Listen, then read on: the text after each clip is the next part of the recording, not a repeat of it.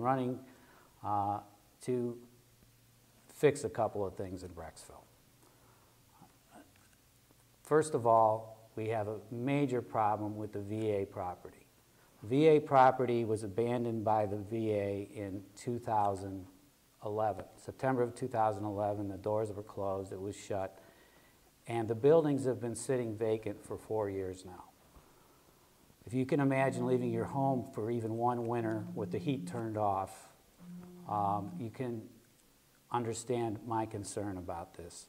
Those buildings are sitting there and wasting away, no heat, no maintenance, no nothing for 4 years now. The plan to close these buildings began in 2005, so there was plenty of lead time to get a plan together to find alternate uses for these buildings. And this, to my knowledge, the city really did nothing to oppose the move of the VA, and so far hasn't come forth with a plan to use these buildings. The other problem with the VA moving out is that our city lost $2 million per year in city income tax for the 1,400 workers that work there.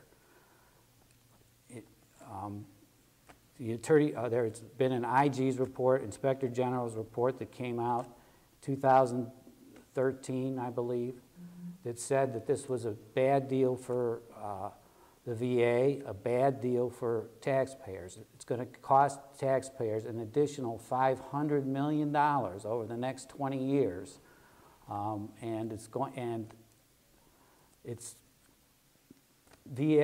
veterans are not happy about it either, because they liked the nice pastoral life in Brecksville, and it was a psychiatric hospital, so that was particularly attractive for the 330 patients that lived there, that they could live in a nice, gentle environment. So it was a huge mistake, and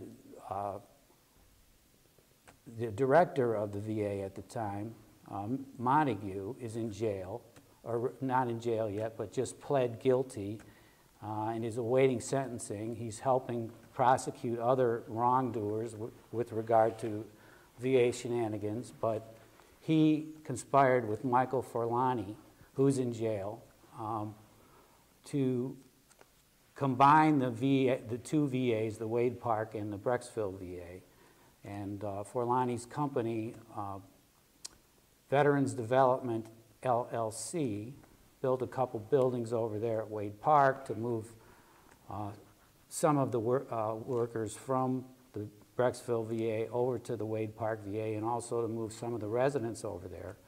But it's a much more crowded facility. There's only 17 acres there. There's 102 acres in Brecksville in this VA complex that is now sitting vacant.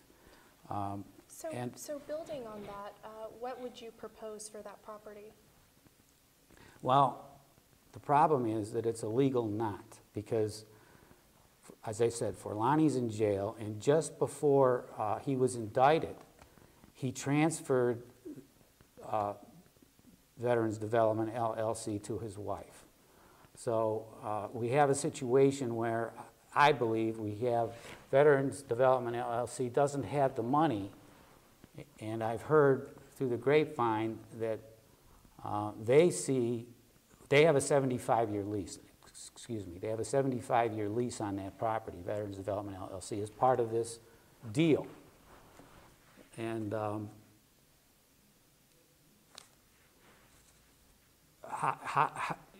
Veterans Development LLC probably does not have the money to take those buildings down or to develop this property. And they see it, Veterans Development LLC sees it as a liability on their books rather than an asset. 102 acres in Brecksville, a liability. And it's really because the buildings, unless it can be, can be given an alternate use, and keep in mind it was a hospital and domiciliary for mental patients, how do you repurpose that? What do you do? So it's a real problem. Unless another hospital like Metro Health or UH or Cleveland Clinic would look at it, I don't know how those buildings could be repurposed, and if they can't be, the cost to remove them is going to be quite high. There are a lot of buildings there. If you were elected to Brecksville City Council, what would you do to try to fix this problem, to try to give this building another purpose, or in the alternative, demolish it? What are the options? Well, here's the problem. Nobody is speaking for the victim, and the victim here is the city of Brecksville. We lost $2 million in taxes, and we have this legal mess to try and get something done here. The perpetrator is really the Veterans Administration through their agent, Montague, who was the director at the time and struck this dirty deal. But the principal, I'm also an attorney, the principal is responsible for the agent's misdeeds. So the VA is responsible for this. So I think that the course to take is to prevail upon the VA to undo this deal, undo this lease, and repurpose those buildings. Maybe move back in, or if they're not going to move back in, remove the buildings at their cost, because they have the money. But the city of Brecksville doesn't have the money to deal with this. No, I don't think any city in our 62 communities in Cuyahoga County would have the money to deal with this. This is a very serious issue. So I would prevail upon the VA, and I would elicit the support of Congressman Joyce, our congressman, and our 2 U.S. Senators, Portman and Sherrod Brown, that, look, something has to be done. The federal government did this to us. Now help us out to undo it. That would be my approach. And if they're not listening, then you have to look at lawsuit, because the city is being wronged, and it's not right. And there has to be, and I believe there is a solution at law, but that's something that would be a last resort.